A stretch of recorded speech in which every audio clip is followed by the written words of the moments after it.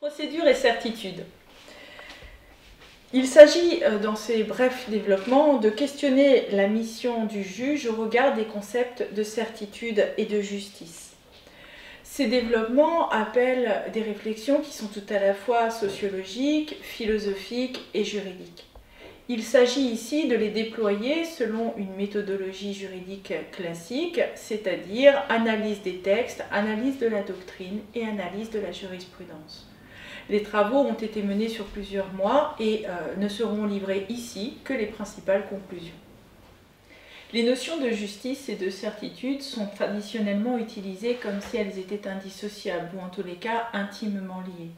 Pourtant, dans les codes de procédure, qu'ils soient civils ou pénaux, la notion de justice n'est pas définie comme une composante de la mission du juge, ou en tous les cas n'est-elle pas explicitement définie comme une composante. Donc les travaux qui ont été réalisés ont consisté à voir pourquoi le juge rendait la justice, comment la notion de justice s'imposait dans la mission du juge. L'office du juge est traditionnellement exprimé sous une formule relativement simple. Le juge dit le droit et tranche les litiges. Il n'est donc pas question de justice, il pourrait trancher les litiges de façon tout à fait injuste en se préoccupant seulement de la bonne application des textes. Or, rien qu'en évoquant cette éventualité, on sait que tel n'est pas le cas en pratique. Il faut donc rechercher comment le juge rend la justice. La mission du juge s'appuie sur des textes procéduraux. On évoquera ici uniquement le cas de la procédure civile. Les textes procéduraux répartissent la mission entre le juge et les parties. Selon l'article 1er du Code de procédure civile, par exemple, seules les parties introduisent l'instance. Donc le juge ne recherche pas d'office la justice. Si une situation injuste lui apparaît, il ne peut pas s'en saisir, sauf à ce que les parties elles-mêmes viennent le rechercher. Et je rappelle ici que nous sommes bien en matière civile. L'article 2 poursuit en précisant l'article 2 poursuit en précisant que les parties conduisent l'instance sous les charges qui leur incombent. Elles n'ont donc pas à conduire l'instance dans une perspective de justice. Elles ont des charges qu'il leur revient de respecter. Donc la justice, une fois encore, n'est pas placée comme objectif de l'intervention des parties dans le procès. Donc où se cache la justice dans la mission du juge et des parties? Le juge, quant à lui, il doit se prononcer sur tout ce qui est demandé, mais uniquement sur ce qui lui est demandé. Or, ce qui lui est demandé, on l'a vu, n'est pas nécessairement la justice. La justice au sens où le juge devrait trouver la solution abstraite qui serait considérée comme la plus juste par le plus grand nombre. Donc la justice dont il est question dans la procédure, ça n'est pas une justice objective et abstraite. C'est une justice qui est subjective, en ce qu'elle est recherchée dans une hypothèse particulière, mais c'est aussi une justice qui est recherchée en application de règles de procédure particulières. On le voit donc, la notion de justice en milieu juridique, en quelque sorte, n'est pas du tout la même, ou en tous les cas n'est pas uniquement la même que celle qui est recherchée en matière philosophique. Dans l'exercice de sa mission, le juge est confronté à deux niveaux d'incertitude. Le premier niveau d'incertitude est relatif à sa connaissance. Quelle connaissance ai-je de la matière? Comment les parties m'ont-elles rapporté la matière? Est-ce que je peux reconstruire le passé? Comment dois-je me prononcer sur la matière qui m'est soumise? En d'autres termes, la question qui est posée au juge, ou d'un point de vue plus procédural, la demande qui est formée en justice, crée une sorte de zone d'incertitude que le juge devra éclaircir. Donc sous cet éclairage, on voit que finalement, certitude et justice commencent à se rapprocher. Dans sa mission de justice telle que nous l'avons définie au départ, le juge doit rechercher la certitude. Or, peut-il être certain? Rien n'est moins certain justement, puisque le juge n'a pas une connaissance certaine du passé, il n'a que des discours qui lui sont rapportés. Il dispose certes de moyens d'instruction, qui reposent parfois sur une vérité scientifique, mais ces moyens d'instruction ne pourront jamais lui garantir à 100% qu'il est certain d'une connaissance exhaustive du passé. Donc, Tout est relativisé en matière judiciaire au regard de la matière philosophique, tant la certitude que la justice. Ce sont des concepts qui sont transposés, mais qui sont transposés et contextualisés au regard des contingences des matières juridiques et judiciaires. Et puis j'avais évoqué 2 degrés d'incertitude. Le premier degré d'incertitude est celui qui est généré par la demande en justice. Mais le deuxième degré d'incertitude est celui qui est généré par la réponse que le juge va apporter. Car le juge ne se prononce pas dans l'abstrait, il se prononce sur une situation concrète. Prenons un exemple, l'affaire d'Outreau. Ce n'est pas uniquement l'affaire d'Outreau qui a créé un trouble, même si le trouble majeur par la situation découverte ne peut pas être ignoré. Mais il y a eu aussi un trouble majeur dans les décisions qui ont été prises. Elles ont été prises en l'occurrence en matière répressive. Mais on peut trouver exactement la même chose en matière civile.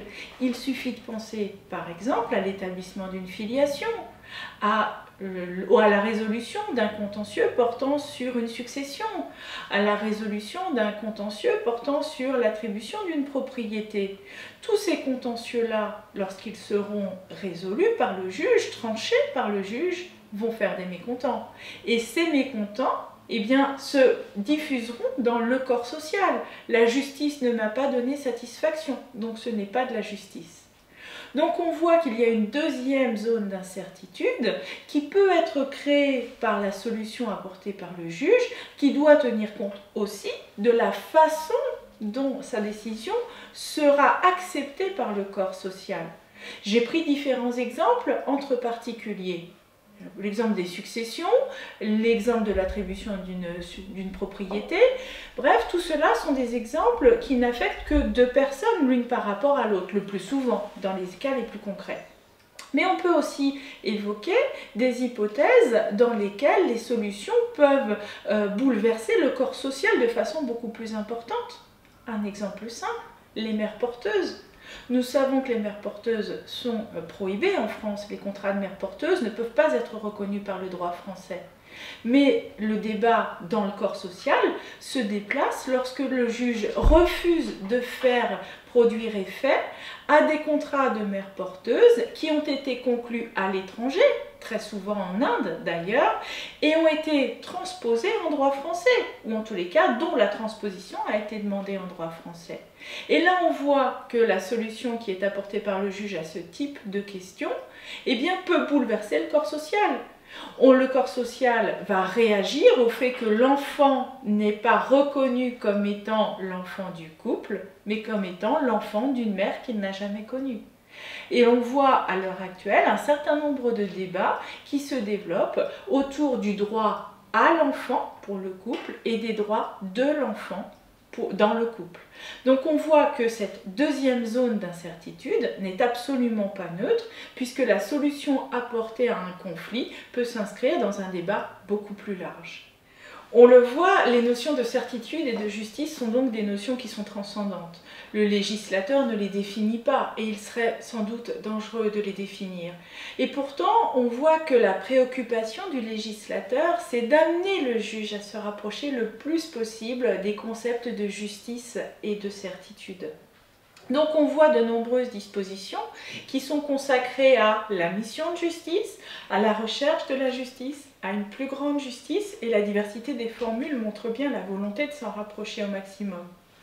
Et de la même façon, on a beaucoup de dispositions qui amènent le juge à se convaincre, à aller au plus près de la connaissance certaine, à venir à une connaissance la plus précise possible, sans toutefois définir ce qu'est le concept de certitude pour le juge. Donc ce qu'on peut dire en fait, c'est que les concepts de justice et de certitude dans la procédure sont des concepts qui sont incontournables. Parce que de toute façon, et par définition, dirons-nous, les concepts de certitude et de justice vont guider le juge dans sa mission. Mais ces guides ne doivent pas être trop précis. Et à rebours d'une inflation législative galopante à l'heure actuelle, il faut dire que finalement, les concepts de certitude et de justice devraient nous ramener à moins de textes figés et plus de liberté pour le juge. Certitude et justice, la dialectique n'est pas simple. Le savoir juridique semble se construire dans une altérité aux autres savoirs. Il va donc aller rechercher un certain nombre d'éléments, mais sans rechercher la même certitude que le scientifique. Il va rechercher la justice, mais qui n'est pas celle que les philosophes ne parviennent pas véritablement à déterminer de façon tout à fait univoque. Donc ces deux concepts permettent de dire que la dialectique, justice et certitude, amène le juge à se recentrer sur sa mission première, qui est de dire le droit et de trancher les litiges, mais en suivant deux guides que l'on qualifiera de moraux, tout en sachant que ce n'est peut-être pas finalement le terme le plus approprié, mais qui devront dessiner sa mission dans le strict respect des règles de procédure.